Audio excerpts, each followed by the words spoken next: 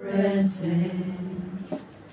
With all my heart I come to sing your praises. I want to feel your embrace, your love and your grace. With a passion in my heart, I desire to see your face. Draw me near in your presence, O Lord. Draw me near to you, a loving God. I long for you, my heart. I worship you alone. Draw me near in your presence, O Lord. Draw me near in your presence, O Lord. Draw me near to you, a loving God. I long for you, my heart. I worship you alone. Draw me near in your presence, O Lord. Draw me near in your presence, O Lord. Hallelujah. Let's all pray in Jesus' name. Amen, amen, amen. Our God, the mighty God, hallelujah. We come here to worship and humble ourselves. And please speak to us today, God. Amen. Only those they willing to obey and hunger and thirsty for the truth, and we will be satisfied. And ask the God your power, the Holy Ghost. Amen. And together with the Holy Word. Amen. And walking among in our life. Bless Sister Michelle. Amen. And living her, amen, in your hand and deliver the word of God. Amen. God, let the same spirit from you, God, and touch her as well, touching everyone here today. Amen. Let this word, amen, become our power, become our strength, and working and increasing faith, or how we can stand for you today, God. Amen. God, we need a new touch. We need a new blessing. We need a new strength from you, God. Hallelujah. Amen. We turn this time into your care. Bless our visitor and members, everyone here. In Jesus' name we pray. Amen. And amen. God bless you. You be seated. Amen. Amen. Amen. Okay, Sister Michelle.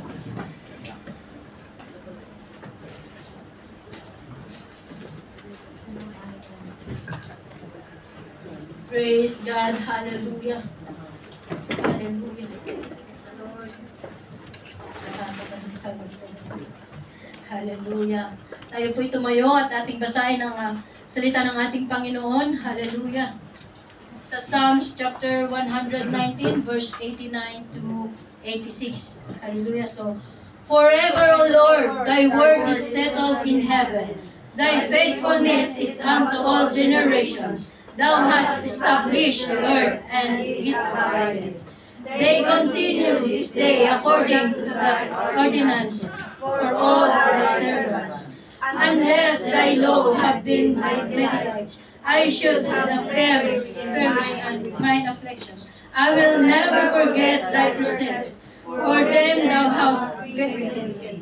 I am thine, save me, for I have sought thy precepts. The wicked have wanted me to destroy me, but I will consider thy testimonies. I have seen an end of all perfections, but thy commandments is exceeding good. Hallelujah. Glory to God. Puri na nga po sa natin, Panginoon. Makakaupo na po tayo. Hallelujah. Praise God. Hallelujah. So Psalms 119 explains about where to lean on. Hallelujah. So, ngayon, saan kayo nagre-rely o kanino ba kayo nagtitiwala? Hallelujah. Tanong kanina ni Sister Divina sa kanyang preaching kanina, sabi niya, sa asawa niyo ba kayo nagtitiwala? At gaano ba kayo kasigurado? Hallelujah. Nakatiwa-tiwala nga siya. Praise God. So, kasi sabi ko, no. Kung ganun sa kanya. Sabi niya, relate daw. Kasi hindi naman pare-pareho ang mga asawa. Diba? Meron yung asawang napagkakatiwalaan at meron din hindi. Hallelujah. So, what do you rely upon this word? What is it that you trust in and lend on? So, when you're down, when you're worried, when you're afraid, or feel burdened. Hallelujah. So, beyond what you can bear alone. So, sino yung pinagkakatiwalaan nyo? Jesus. Hallelujah. So, in this something or someone you can count on to always be there for you, to always have the right answer, to always have, to every time, to lift you up and see you through and never fail you. Hallelujah. So, sino lang yun? Ang ating mapagkakatiwalaan na never kang bibiguin kung sa Kanya ka nagtiwala. Hallelujah. Maybe, ang sabi dito, ang iba, ang kanilang mga asawa, pinagkakatiwalaan nila. Ang iba, pinagkakatiwalaan nila, their best friends. Ang iba, pinagkakatiwalaan nila kung minsan, humingi sila ng payo sa may, o kaya sa counselor, sa tagapayo. Hallelujah. But are you sure? Are you really can rely on them? Hallelujah. So, but let's see, in this portion of Psalms 119, the psalmist relies on and why. Hallelujah. Hope it will be our guide, our great courage for you. Hallelujah. Sa 119, magiging encouragement sana sa atin ito. So as we've seen previously, the psalmist is writing about God's word. So he mentions it nearly every verse of Psalms 109, speaking of his ordinances, law, precepts, and testimonies. Hallelujah. So the verse 89 also speaks about God's faithfulness. Hallelujah. So ang aking title is God's faithfulness endureth forever. Hallelujah. Praise God. Tunay nga po na ang ating Panginoon ay faithful o tapat sa atin kailan paman. Hallelujah. So you probably notice that is the life, there is not much that is permanent. Walang permanente sa buhay natin ito o sa mundong ito. Hallelujah. There is not much permanent. Most things we buy these days aren't made to last. May mga expiration, kumbaga, sa mga pagkain. Hallelujah. Sa mga ginagamit natin especially sa mga gamit natin sa bahay, mga panluto, may expiration siya. Hallelujah. Hindi siya nagtatagal. Amen. Bagamat matagay, may expiration, pero pwede pa namang makain. Hallelujah. Tulad ng aking amo, dahil doktor siya, sabi niya yung seafoods, it's the clams, ano yung tawag? Geoduck clam. Geoduck clam. Yung malaki. 4 years. 4 years na siyang expire. Already 4 years, Pastor. Expired, that seafood. Dr. Tang asked me to cook it and we eat. Oh. Yeah, because he said, it's just expired but it's in the freezer. It's 4 years. That is frozen seafood. 4 years expired. So, I cook it but still can eat. Hallelujah. So, not everything in this world is permanent. There is limitations or there is expirations. Hallelujah. So, even friendship. Hallelujah. may expiration din ang friendship ko minsan. Diba? Pag hindi kayo nagkaintindihan, expire na ang friendship nyo. Because of misunderstanding. Because she borrowed money, she didn't pay. So, expired. Your friendship is expired. Hallelujah. So, people, disappointment, and loss, we rely upon to protect our rights, change or are not enforced. But the psalmist tells us that there are 3 things we can count on. We have 3 things that we can count on and truly lasting. Lasting. Yung magtatagal. Yung settled. Hindi maghihiwalay. Enduring and established. Hallelujah. There are 3 things are God's Word. This is God's Word. Amen. That it will never be lasting. Hallelujah. God's Word is settled. God's Word is enduring and established. You cannot separate it. You cannot change it. Hallelujah. Amen. It is the God's Word. So number 1 is God's Word is everlasting. Number 1. Hallelujah. Number 1 says, God's Word is everlasting. It's settled in heaven. That it says in Psalms 119 verse 89. Hallelujah. Forever, O Lord, thy word is settled in heaven. Settled means fixed. It's already fixed. You cannot change it. You cannot erase it. You cannot omit. Hallelujah. It's already fixed in there. It's settled. Hallelujah. So, in Hebrew word called it natsab. Natsab word translated, it is settled. Means stationary. Fixed. Permanent. Hallelujah. Cannot be changed. With no sense of movement. You cannot move it. Hallelujah. It's settled. Hallelujah. So, in other words, God's Word is everlasting, the same. Hallelujah. It's the same. For the beginning of time, now and forever. As it says in Hebrews chapter 13 verse 8. The one that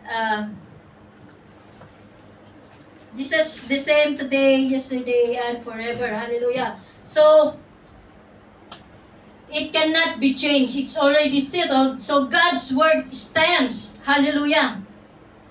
God's words does not change. It is still the same. Even when people hate it. Hallelujah. Hindi siya magbabago. Ayoko yung salita na yan. Ayoko yung command na yan ng ating Panginoon. Hindi mo siya magbabago. You cannot change even you don't like it. Yes. Hallelujah. Yes. It is the Word of God. Hallelujah. So, they try to suppress it and sin against it. Hallelujah. So, they didn't obey that word. Alam, mas pinipili na lang nila na ilinis yung sarili nila sa command ng ating Panginoon. Hallelujah. Hindi nila ayaw nila sundin kasi ayaw nila yung salitang yun. Diba? It's like, obey your parents. Honor your mother and your father. But what are you doing? Nagiging you disobey them. Hallelujah. Yes. So you don't like that word, the Yes, command of amen. God. Hallelujah. But you cannot do anything. You cannot change it. Yes. Because it's already fixed. Hallelujah. So people want to have their own way. And when God's word does fit in with their agenda, they disregard it. And down those who follow it. Hallelujah. So if they don't like, they disregard it. Amen. Hallelujah. Kung ayaw nila, okay, up to me. Hallelujah. At yung mga sumusunod sa ating Panginoon, ano na yun, hini-hate nila. Hallelujah. Tulad natin, they don't accept us. Hallelujah. Because they hate us. Because we are follower of God. Hallelujah. Yes. Ayaw nila na sumunod din sa salita ng ating Panginoon. Mas gusto nila yung sarili nilang desisyon. Hallelujah. So, but God's word will always stand. And those who diligently keep it are secure with it and secure in God. Hallelujah. So, anong pipiliin natin? Hallelujah. Mag-disobey sa salita ng ating Panginoon o sundin natin. Because if we obey, our life is secured. Hallelujah. Our future is secured in our Lord Jesus Christ. Hallelujah. So we must have to obey. Hallelujah.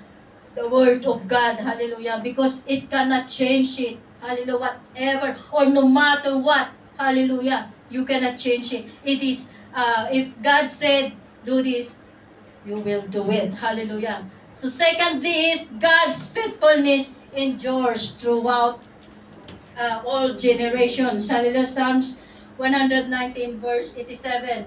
Hallelujah. So, they had almost consumed me upon earth, but I forsook not thy precepts. Hallelujah. So, His faithfulness, hallelujah, ang katapatan ng ating Panginoon has endured to the test of time. Hallelujah. So, if you have read and study the Bible, hallelujah, you know that is true. You know God was faithful. Hallelujah. Napatunayan na natin yan. Amen. He is faithful before and now. Amen. Hallelujah. Sa ating mga ninuno like Abraham. Hallelujah. Like Isaac. Like Jacob. Like Moses. Hallelujah. Like Joshua. Hallelujah. Like King David. His chosen people. Hallelujah. Jesus and His chosen people and to His apostles and to us. Hallelujah. Who believes in Him. Hallelujah. He is faithful. Hallelujah. So if you have studied history, you know that God is always faithful to His people. To those who love Him. To those who call Him. Hallelujah. To those who call upon His name or obey Him. Hallelujah. Napatunayan natin na ang ating Panginoon ay tapat sa atin. Hallelujah. Sa mga pagsubok na dumaan sa atin. Hallelujah. Hindi tayo pinabayaan ng ating Panginoon. Amen. Hallelujah. Doon pa lang nakikita natin ang katapatan ng ating Panginoon na kahit hindi tayo minsan umatin. Hallelujah. Sa araw ng linggo or umatin sa Zoom devotion natin, nandyan pa rin ang Panginoon. Tapat pa rin, hallelujah, sa atin. Hallelujah, na nandyan siya, hallelujah, na naantay kang bumalik, hallelujah. Hindi ka niya, ayoko na yung anak na yan kasi pasaway. Hindi ko, alisin ko na siya sa aking pamilya. Alisin ko na siya kasi hindi siya nagpunta nung Sunday. Praise God. Pero hindi ganun ang ating Panginoon. Siguro may magulang, di ba, minsan sa napapanood, hindi ko lang alam kung may nagagawa din sa totoong buhay ito na tinatakpil na kitang anak, tinatakpil na kitang ama, tinatakpil na kitang ina. Siguro sa totoong buhay nangyayari din yun. But in God, hallelujah, hindi niya tayo tinatakwil. Hallelujah. He is always faithful to us. Hallelujah. He is always waiting for us. Hallelujah. Lumayo man tayo, nag-aantay pa rin siya sa ating pagbabalik. Hallelujah. Is God. Hallelujah. So, if you study, hallelujah, military history, you will be amazed and heartened by incidents that were clearly God's intervention on behalf of those who looked upon Him, hallelujah, and trusted Him, hallelujah. Tulad ng preaching kanina ni Sister Divina, that trust His plans, hallelujah. Kung anong plano ng ating Panginoon, yun ang sundin natin. Huwag nating sundin ang mga sarili nating plano dahil anong mangyayari. Hallelujah. Magiging palpak. Yes. Hallelujah. Imbis na mapaganda ang buhay mo, mas lalo mong nilugmok ang buhay mo. Dahil wala ang guidance ng ating Panginoon sa plano na yun. Hallelujah. So, sino na po dito ang natupad ang plano dahil sa ating Panginoon? Amen. Amen. Diba? Hallelujah. Praise God. So, hallelujah. So, this battle sinotes that had won. Hallelujah. At nagpapatunay din ang katapatan ng ating Panginoon. Hallelujah. Sa ating mga ninuno. Hallelujah. Sa kanilang mga battles. Hallelujah. Na ipanalo nila dahil sa katapatan ng ating Panginoon. So, as God has been faithful, hallelujah, to our past generations, He will be faithful to ours also, as well to our children who trust in Him. Hallelujah. So, hindi lang sa atin, kundi sa ating mga anak. Hallelujah. At sa susunod na henerasyon, ang ating Panginoon ay magiging faithful pa rin. Hallelujah. Sa pamamagitan po natin. Hallelujah. Amen. So, number 3 is, God established the earth. Hallelujah. And it stands first. Stands fast. In Psalms 119 verse 87, again, hallelujah. They almost had consumed me upon earth, but I forsook thy presence. Hallelujah. So the psalmist confirms God's sovereignty. In the creation of the world, He established, hallelujah, or fixed in its place, hallelujah, the earth and stand fast. Stand fast means a command issued by they are using this word in a military command, in a military command. Stand firm. I stand fast. Hallelujah. To hold firm. Hallelujah. Or to hunker down and refuse to abandon their positions. Stand fast or hold firm, it means don't move. Hallelujah. Stand where you are. Hallelujah. Don't, ang sabi dito, wag mong iwan. Hallelujah. Yung lugar mo kung saan ka nilagay. Amen. Hallelujah. Doon ka lang. Hallelujah. So, our Creator brought the earth into existence and hold it together by His power. Hallelujah. Dahil ang ating mundo, di ba, umiikot siya, nasa solar system lang siya. Walang nagahawak. Di ba? Nakalutang lang sila because of the power of our Lord Jesus Christ. Hallelujah. So it says in Colossians 1:17, and He is before all things, and by Him all things consist. Hallelujah. So, He has given the command for it is to stand firm. Amen. Sabi niya, stand firm. Sabi niya siguro sa ating planeta. At nandun lang siya nakalutang. Hallelujah. Kahit anong gawin, hindi siya lumilipat. So, He has given the command for it to stand firm. Even though we sin and make it terrible place, people do not determine the fate of the earth. Hallelujah. So, nandyan ang ating Panginoon is still faithful even we sin. Hallelujah. It is by God's word that is all things stand. For all that He has created is here to serve Him. Hallelujah. So, we are created just to serve Him. Hallelujah. Hindi ang i-serve ang kapwa natin. Hallelujah. Ang purpose ng ating Panginoon, why He created us, is to serve Him. Amen. At wala nang iba. In Psalms 119 verse 91 says, and they continue this day according to thine ordinances for all thy servants. So we are created to serve. Hallelujah. So, we too are His servants. Hallelujah. At tayo ay servant din ng ating Panginoon.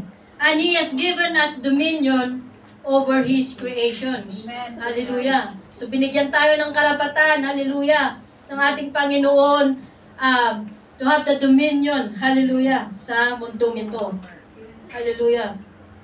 This is in Genesis chapter 1 verse 26. And God says, let us make man in our image after our likeness, and let them have dominion over the flesh of the sea, and over the fowl of the air, and over the cattle, and over all the earth, and over every creeping thing that creepeth upon the earth. So binigyan tayo ng karapatan ng ating Panginoon, hallelujah, na hawakan o alagaan din, hallelujah, ang kanyang mga living things na create niya. Hallelujah. So, this is an awesome responsibility, hallelujah, that psalmist took to heart. So, he sought God, His precepts, and found life. Hallelujah, in verse 93. I will never forget thy precept, for with them thou hast quickened me. Hallelujah. So, and he told God, I belong to you. Hallelujah. So, we are the servant of God because we are belong to Him. Amen. Hallelujah. And he sought to live the life of a sound man. Hallelujah. In Psalms 194, I am thine, save me, for I have sought thy precepts. Hallelujah. So we have to live the life, hallelujah, to our Lord Jesus Christ because He saved us. Hallelujah. So the psalmist know where salutations could be found. Hallelujah. So and that give him delight. That 92, unless thy law had been my delight, I should then have perished in mine affliction. Hallelujah. So God give him delight. Hallelujah. And we give Him delight. Hallelujah. As we serve our God, Jesus Christ. And we entrusted this way to God's law. And we entrusted, hallelujah, our way to our we are entrusted, hallelujah, this way to God's law. In Psalms 119 verse 93, and then He give us these testimonies, hallelujah. I will never forget thy presence. 95, the wicked have waited for me to destroy me, but I will consider thy testimonies, hallelujah. Hallelujah, kahit anong gawin ng ating kaaway, hallelujah, nandoon, hallelujah. Nandoon na katapatan ng ating Panginoon, hallelujah. Hindi niya tayo binibitawan. Kaya hold natin ang mga ginawa ng ating Panginoon as our testimonies sa ating buhay, hallelujah. Sa kanyang kabutihan sa atin, hallelujah. So, the psalmist has said that nothing is perfect, amen, in this world. There is limit to all perfections. Hallelujah. In Psalms 119, verse 96. Hallelujah.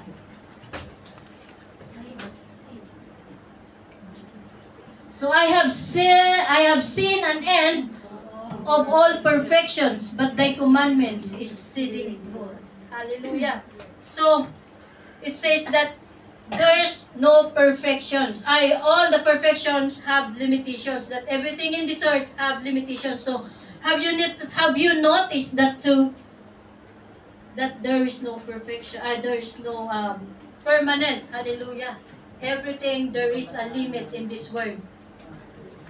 Hallelujah. So perhaps in the first date with your spouse, ito yung naman kanina ni Sister Divina. Bakit mo dinate yung asawa mo? Because you trust him. Bakit mo siya naging asawa? Sabi, because you trust him. At sabi din dito, maybe because you think your first date of your spouse ay siya na. Hallelujah. So, nagpakasal kayo. Wala pang 1 taon. Nag-away-away na kayo. Divorce na kagad. Divorce na! Divorce. Hallelujah. So, walang permanente sa pagsasama nila. Hallelujah. Meron pa yung kakasal lang, kinaumagaha, kinabukasan, divorce na sila. I think it's Britney Spears. Nagpakasal lang sila ng 1 araw, tapos kinabukasan, divorce na sila. Hallelujah. So there is no permanent. Hallelujah. So akala niya siya na, pero hindi pala. Hallelujah. Maybe they don't trust the will of God. Hindi nila inilagay sa center ng kanilang buhay ang ating Panginoon. Hallelujah. So, he or she was not the most perfect date ever. So, but then, you made a discovery. Nobody is perfect. Amen. Hallelujah. Or perhaps, you thought, yes, nobody is perfect. You found the perfect cat, house, or job, but ultimately discovered that even perfections has limits. Hallelujah. Nobody's perfect. Even we say it's perfect, pero may limitasyon. Mayroon hangganan. Hallelujah. On the other hand, God's word, hallelujah, or commandment is exceedingly broad. Hallelujah. So in the Hebrew word, exceedingly means a superlative, something that is unsuppressed. The word broad means roomy or maluwang or spacious. Hallelujah. In every direction. So the psalmist is describing God's word as being wider, deeper, and higher. Extending beyond what we can imagine. Hallelujah. So ang salita ng ating Panginoon ay sobrang lawak na hindi natin masukat. Amen. Hallelujah. Praise God. So kahit saan ang ating Panginoon, kahit kasulok-sulukan, hallelujah, ng mundong ito, nararating ng salita ng ating Panginoon. Yes. Hallelujah. Ganon, kalawak. Hallelujah. So, whereas our earthly experience or perfection is very limited. So God's word is perfections that is limitless. Hallelujah. So ang may perfection lang ay ang salita ng ating Panginoon. At ang salita ng ating Panginoon ay walang limitasyon. It is unlimited. Hallelujah. Kahit saan ka magpunta, maririnig mo na ngayon yung salita ng ating Panginoon. Na narating na ang kasulok-sulukan. Hallelujah. Through social media. Hallelujah. Dahil lahat naman na tayo, kahit siguro nasa liblib lang na lugar na, may mga cellphones na rin. Hallelujah. May Facebook na. Hallelujah. Mas naka-iPhone pa yata sila. Praise God. Pero mas maganda sana kung yung iPhone nila, ginagamit nila para sa salita ng ating Panginoon. Hallelujah. Praise the Lord. So, have you experienced the perfections of God's word by reading it daily? Hallelujah. Have you experienced perfections? Hallelujah. By studying it, by applying it to your life, and by obeying it. Hallelujah. So, pag ginagawa natin to, hallelujah, may experience natin yung sinasabi nilang perfections. Hallelujah. Maiiwasan mong magkasala. Malaking ano na yon sa atin. Hallelujah. Yung hindi tayo magkasala sa ating Panginoon. Dahil sa salita niya, naiiwasan natin gumawa ng mali. Hallelujah. So, nandoon yung perfection. Hallelujah. So, it has then, you know that you can rely upon it. So, we can rely upon the Word of God. Hallelujah. And we hope that you will commit to read it every morning or every day. And Lydia Pani, as you go through your daily life, that you will see the limitless perfections of God's word and His perfect faithfulness as He work in your life. Hallelujah. So, we use exercise natin ang sarili natin araw-araw. Huwag nating i-skip ang pagbabasa sa salita ng ating Panginoon. Hallelujah.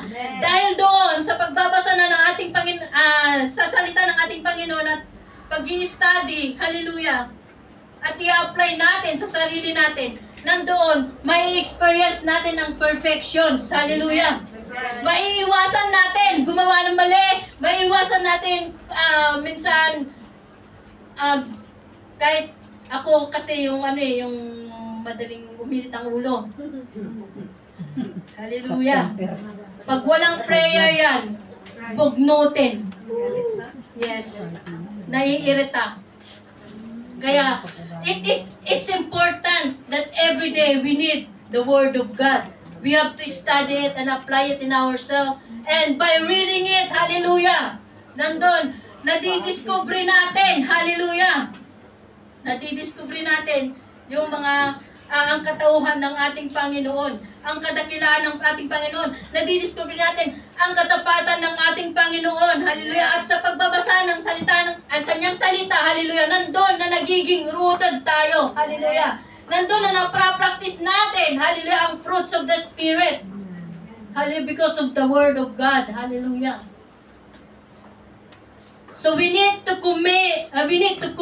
Hallelujah. Sa salita ng ating Panginoon, sabi sa Psalms 37:5, that commit thy way to the Lord. Trust in Him and He will act. Hallelujah. Amen. So we need to commit our life to the Lord. Hallelujah. Our way. Hallelujah. Wag yung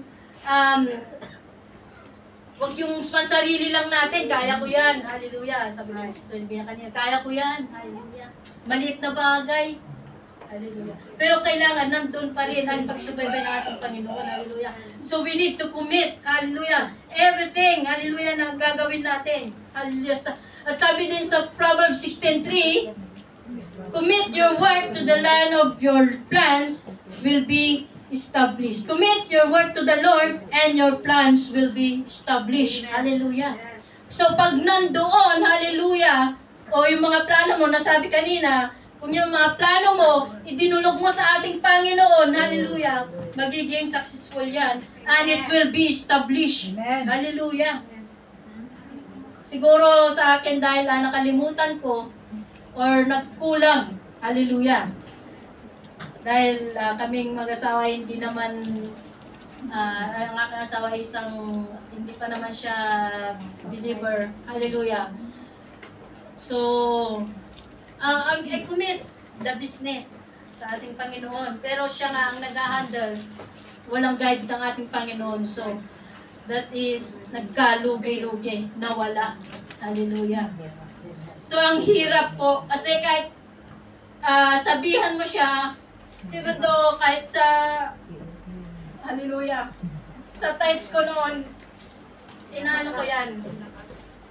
Nililihim ko yan. Hindi ko siya kinakount sa sahod ko. Sinabi ko, ganito lang ang sahod ko. Kasi napakahirap ng magkaroon ng unbeliever na husband. Hallelujah. So, ngayon, at itong huli, hindi ko alam kung nakinig siya sa akin. Kasi sabi ko, yung tubig, maliit na halaga lang naman yan. Sabi ko sa kanya, kasi yung mga bata nagjo-church. So I said to him that he can donate ba? Na every Sunday magbigay siya ng kahit 5 galon o 3 galon sa church kasi marami din sila at iinumin, magagamit nila every Sunday. So, hindi ko po alam kung ginagawa niya yun. Bilang pasasalamat sana at doon ipapakita ko sa kanya ang kabutihan at ibabalik lang na sa ating Panginoon ang kabutihan niya sa amin. Hallelujah. Nawa ay maintindihan niya. Praise God. So, hallelujah. So, we need lahat ng plano natin, we need to commit to our Lord Jesus Christ. Hallelujah. Huwag nating kakalimutan, hallelujah, na kahit maliit man lang na plano yan, idulog natin sa ating Panginoon. Hallelujah. Hingin natin, hallelujah, ang guidance ng ating Panginoon upang ang ating plano, it will be established. Hallelujah. It will be fixed. Hallelujah. Hindi siya malulugi. Hindi siya mawawala. Hallelujah. Dahil ang katapatan ng salita ng ating Panginoon, hallelujah, ay dahil ang salita ng ating Panginoon ay tapat at totoo. Hallelujah. Na hindi mababago. Hallelujah. Praise God. Hallelujah. Conclusion na po tayo. Hallelujah. In Psalms 119 verse 96. Hallelujah. Praise God. So, I have seen an end of our perfections. Hallelujah. Ng lahat ng bagay sa mundo. Hallelujah. Ay may katapusan. Ay may limitasyon. Hallelujah. There is no perfections. Hallelujah. But in the Word of God, hallelujah, there is no limit. Hallelujah. The Word of God is boundless. Hallelujah. The Word of God is unlimited. Hallelujah. Amen. So kahit gaano ka pa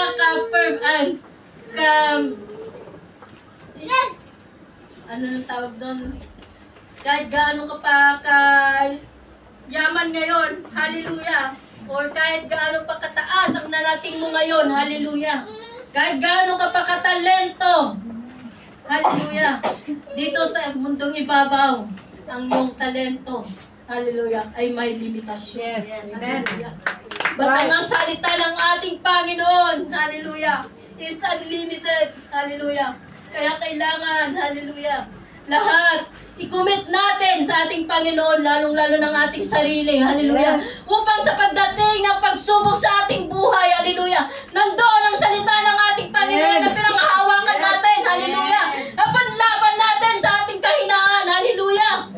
Dahil ang salita ng ating Panginoon, hallelujah, ay fixed, hallelujah, ay everlasting, hallelujah.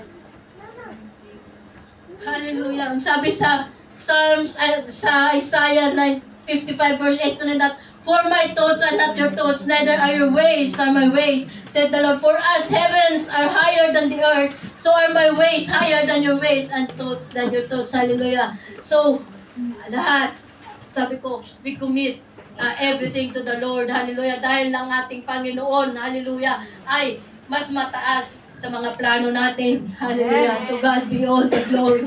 Hallelujah. Praise God. Hallelujah.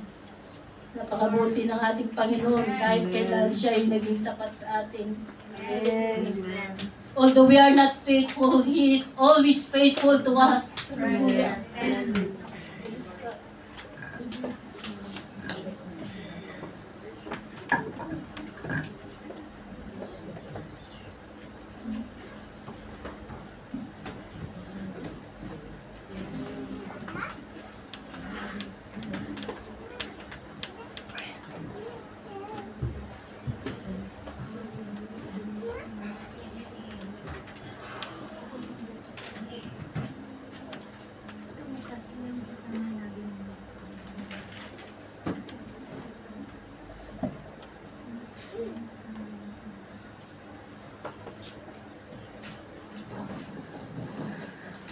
Okay, thank you, Sister Michelle, for the word of God and encouraging our faith.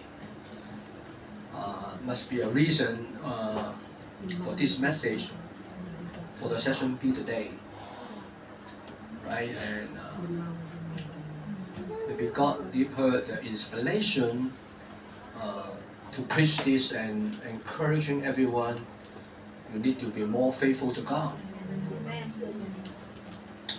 That means you have to keep a very good relationship with God.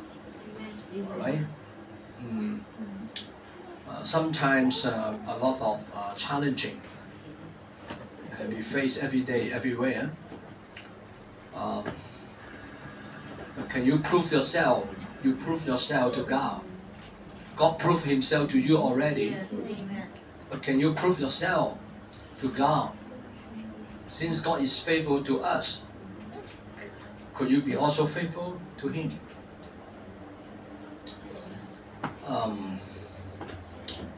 as a human, we could not, stay as a God. His nature, His character is very different than us.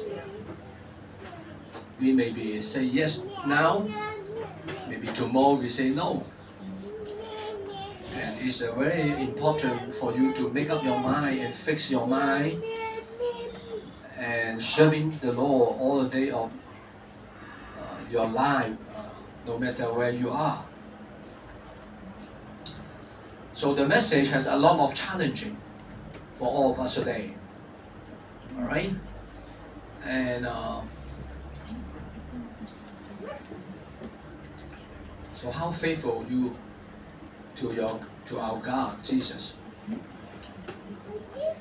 So every time when you pray, every time when you ask Him, and every time when you come to His mercy seat, and His grace and His mercy is ready for you, unless you did sin or something wrong in your life, and then God will not answer you. But if not, then so how you aware about the mighty God? Yeah, He has always been there and helping you and giving you the strength. And the most beautiful thing is God, He's never tell lies. He keep His promise all the time. Even sometimes we fail God, but His promise still there. All right, we can see the Israelite people, right? How many times the people of the Israelite, they deny God and reject Him and make God so upset. Yeah. But God's still faithful to His promise to Abraham. All right, the father Abraham, and also, yeah, God keep His word, yeah, in the right time.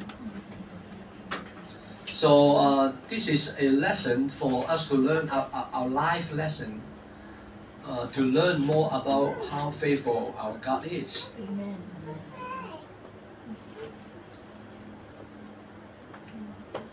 Everything you have today in this world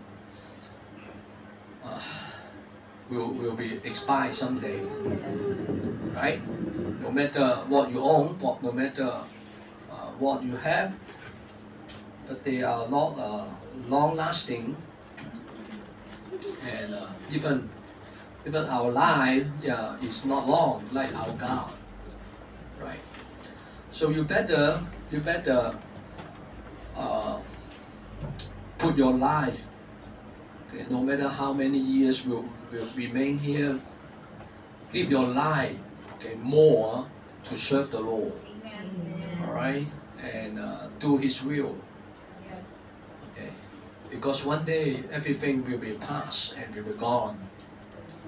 Only those things you can keep, eternity, is in your service to the Lord, and God will remain, and God will reward you. All right. So,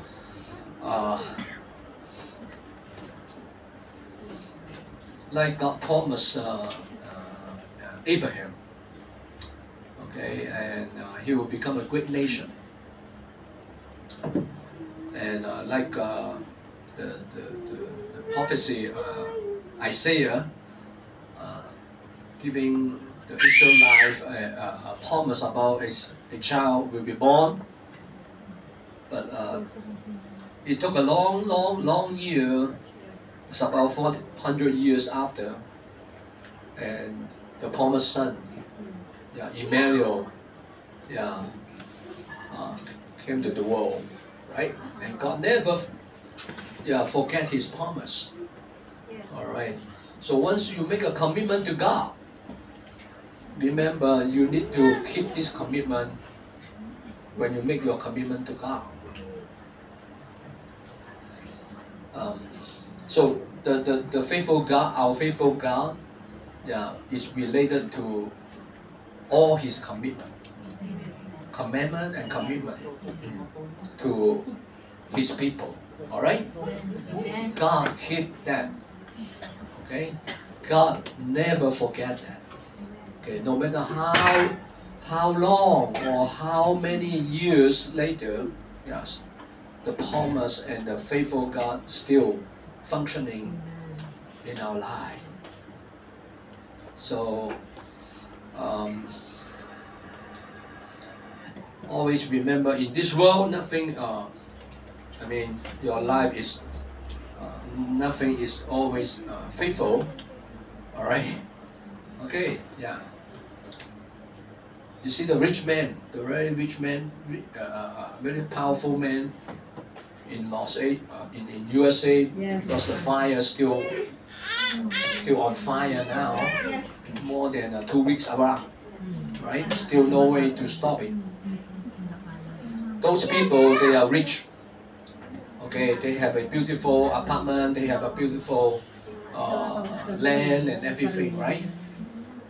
But must be something wrong and make up the anger with God, and God send the fire and burn up everything. So they lose everything. Okay, even some they lose their life. It's not worthy, right? So God used this kind of the way to warn many of the people. Yeah, so you need to be aware of something in your life. What is the important? What is the best you can achieve? You can keep going on and do your best for the glory, for the kingdom of God. Well, maybe this my conclusion may be a little bit heavy for every one of you, but it is really meaningful, really important for all of us today. So, if you love the world, how could you love our Lord Jesus? Okay, if you want to win, the world, even you win the world, you lose your life, you gain nothing in your life. All right. So, starting from now, and fix your mind and your heart and your spirit and find the right way, amen, and living for that, okay? And if the faithful God, He promised you, He never leave you, all right? He will escorting your life journey until the end, until the day we see Him, all right? So let's all stand. Praise the Lord. All the promise in the Word of God did not fail.